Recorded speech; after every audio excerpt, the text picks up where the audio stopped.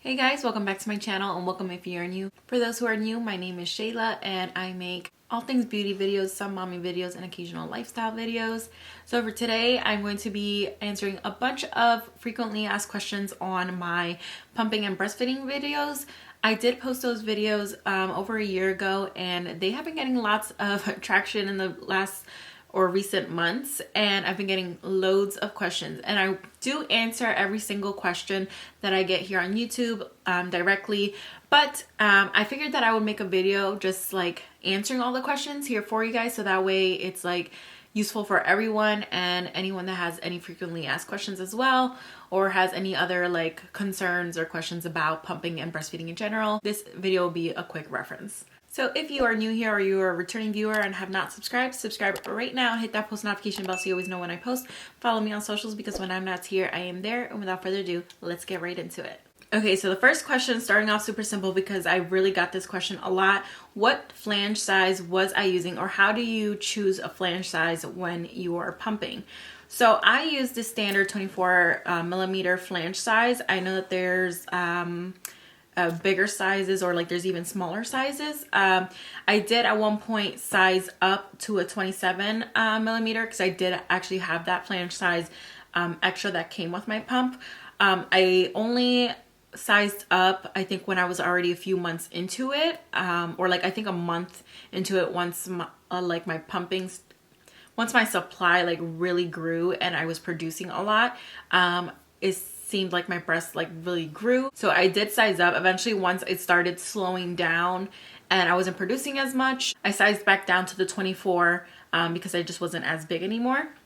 But the best way I could say in choosing your flange size basically is just testing them out.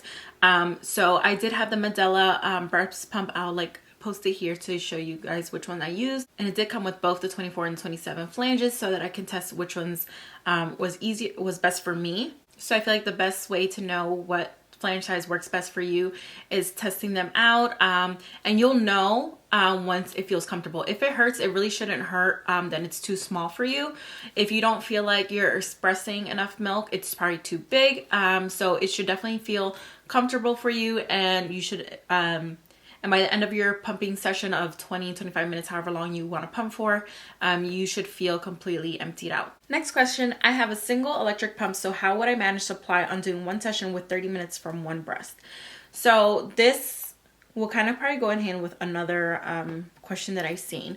So if you have a single side like pump, I would say the best thing to get is a Haka pump, because when you start to have a letdown, your other boob will like feel like it's happening simultaneously, and like you will experience some letdown on your other side. So I did have a Haka for when I actually breastfed, because when I would be nursing on one side, my other side would have a letdown. So what I did was I would always attach a Haka pump to catch that letdown and to kind of express some of the milk so that I don't get engorged. So like I said, the best thing to do is probably get like a Haka pump, or I think they have other brands, but I'll post it here what it looks like. It's a silicone handheld pump that you squeeze for suction and then like attach and then let go, and it's supposed to suction the boob, and then you'll have that letdown. And it should reduce the amount of time that then you pump, because if you are pumping with your electric pump on the one side and you're experiencing letdown on the right side with the silicone pump, when you're going to go to switch over to the other side, you probably don't have to pump as long because you already express a lot of milk with the silicone pump alone. A really good question. So how did you get your supply back up after you were sick? So if you guys watched that video, I was sick with COVID and my supply dropped insanely that I cried. It was the saddest moment, and I feel like I never got back up to my full potential of pumping after COVID. So I used to pump like over 40 ounces a day before COVID. Then I got COVID. I was only like producing, I want to say like less than 10 ounces a day. And then I started to do things to get my milk supply back up, but I never fully went back up to that. I was only like sitting around 32, 34 ounces a day. But so what I did was I went crazy with the body armor drinks. Those are like the best for hydration. They have coconut water in them, and I feel like coconut water is one of the best things for production. It's in a lot of articles, and I've seen it in a lot of places that it really helps you to produce more milk. And also I did get some Milky Mama like emergency brownies. Those were really good, like tasting really good, and I felt like I saw an immediate jump in my milk once I started eating that. So while I was like sick in bed with COVID, I was doing all this like research, and I ordered the Milky Mama like starter kit that came with like a bunch of snacks and drink supplements, and using all of that. As soon as I was done with like COVID and I was feeling much better, like immediately my supply went back up, and it helped so much. So I'll post that here as well, and I will link. So any type of thing that I talk about in this video, I will link it in the description box down below, so it's much easier for you guys to find. How long do you pump per session?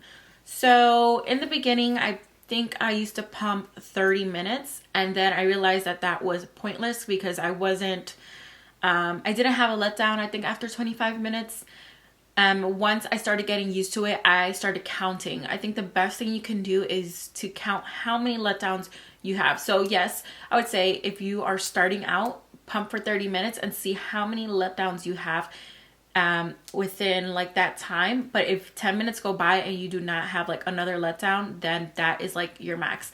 So I always had max 3 letdowns in a pumping session. So I think that once I pumped, like once I saw that that third letdown, I would stop. And I was always around the 18-20 minute mark. So my pumping sessions, once I learned that, were 20 minutes max. Do you still regularly nurse between pumping sessions? I definitely did. But I did stop, I would say around 5-6 months.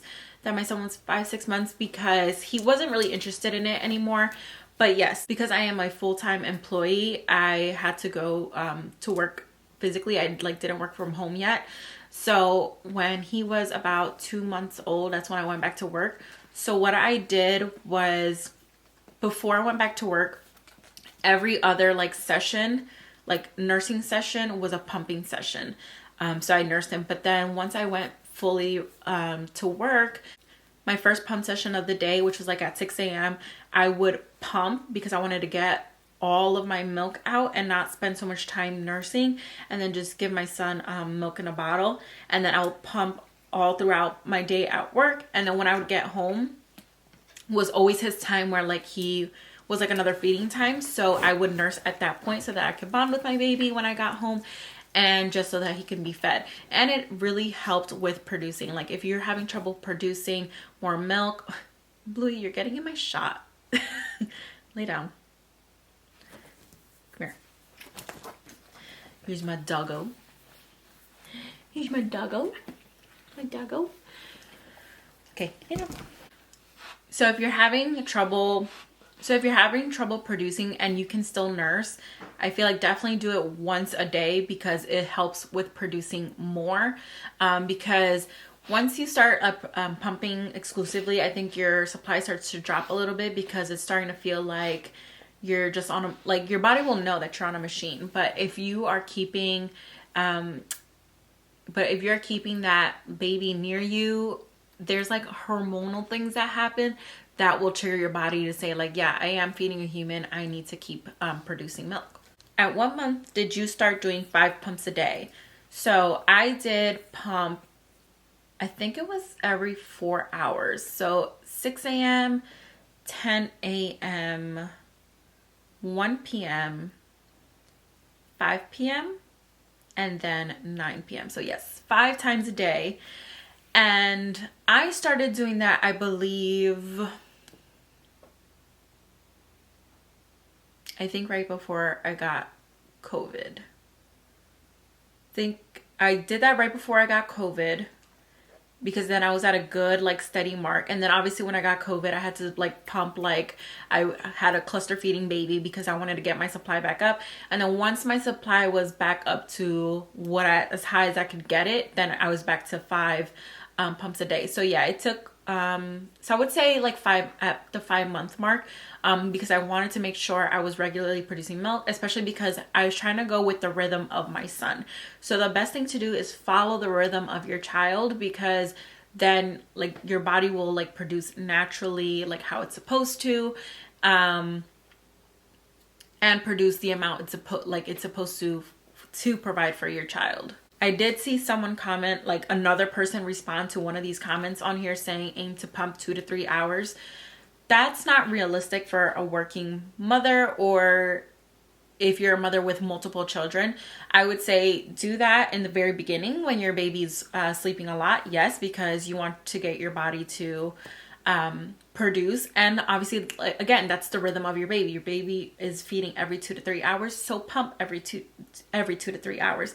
So like what I was doing, like I said earlier, do every other feeding as you're pumping. So I would feed at 6 a.m. and then 2 hours later make it a pumping session. Another 2 hours later, nurse your baby. Another 2 hours later, pump. That way your body is still realizing it's feeding a human, but it needs to keep up with supply and demand. So again, a lot of these questions are asked repeatedly, like in different ways. So I'm going to skip some of them.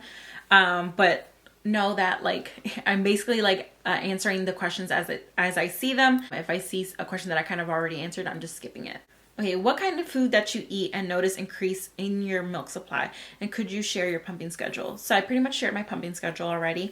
But the foods I ate. So during that time, I always suffered with heartburn. And I've heard, and doctors, always tell you like, try to eat good, because your baby can also like suffer from heartburn or acid reflux and all that stuff, depending on what you eat. So I tried to stay away from like red sauces, anything greasy. So I really wasn't eating too many greasy foods. And I pretty much ate like a lot of whole foods. I cooked a lot at home, and I tried to increase my veggie intake and food intake. So while I was pregnant, I really hated chicken. I couldn't stand the smell of chicken. And even after I gave birth, I could not stand chicken. So protein wise, I think I did have a lot of like protein shakes, just to get protein in, because getting in that protein is what's going to help the quality of your milk.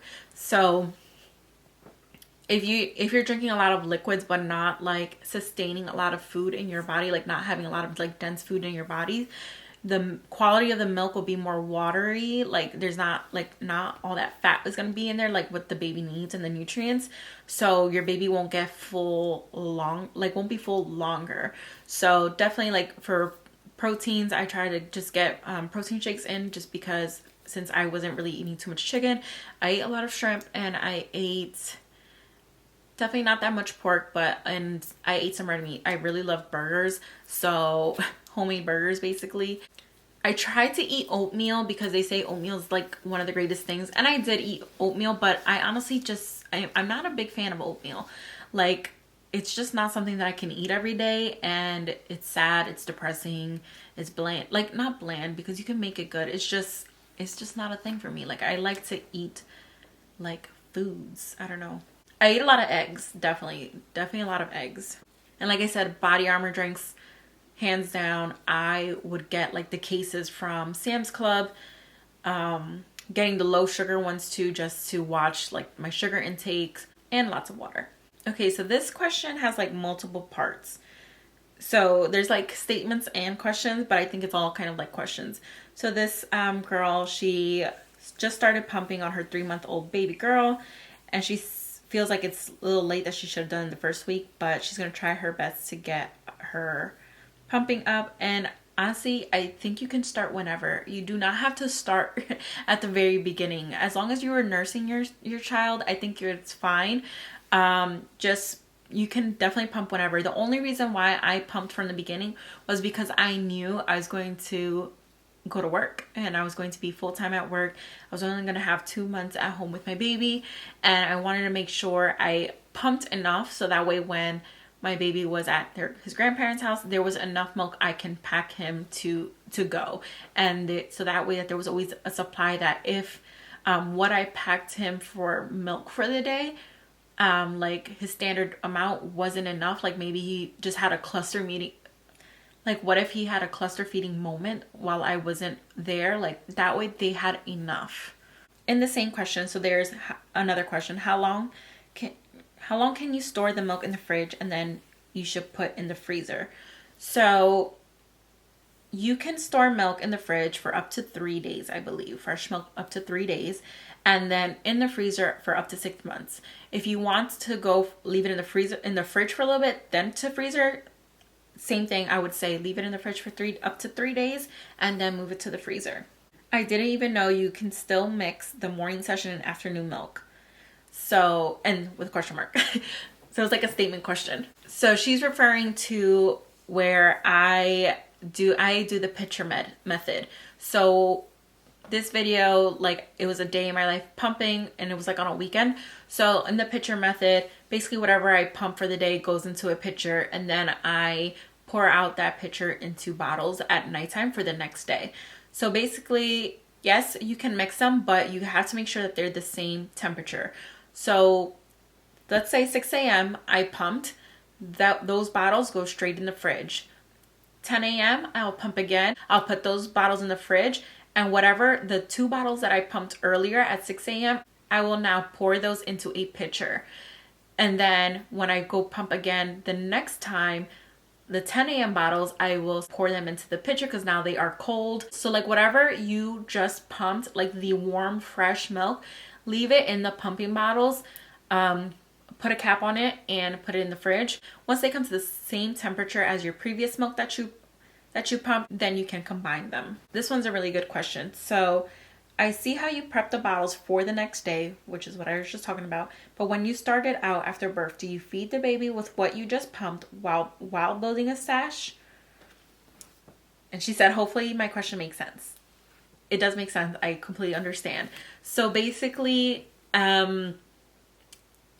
it's really hard for me to remember this, but I think what I did was as I continued, so in the beginning, of course, I didn't like overproduce. I kind of worked my way up to it. So whatever I pumped, I gave like immediately. So I was kind of pumping like right before. So like I would nurse and then whenever I would pump like right before it was time for his next feeding session.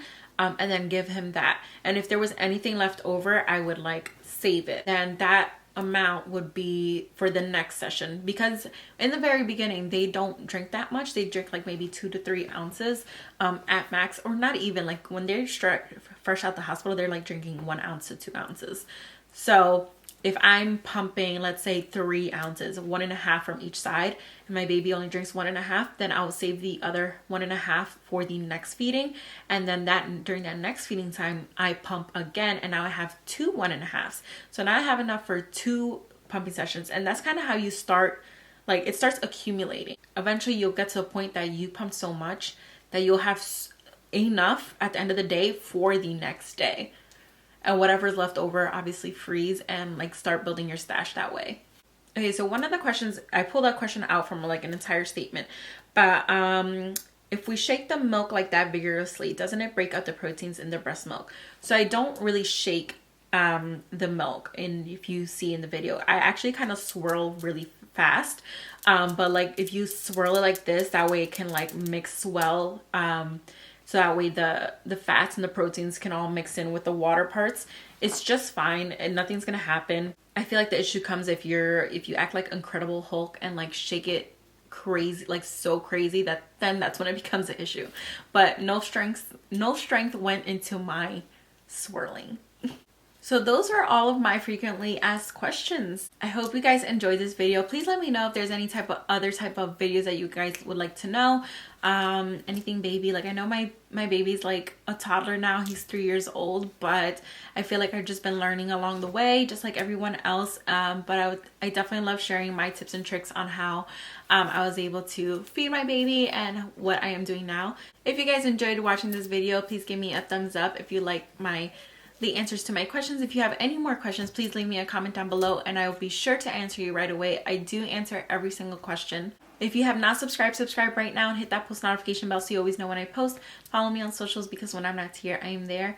Thank you guys so much for watching, and I'll see you on the next one. Bye!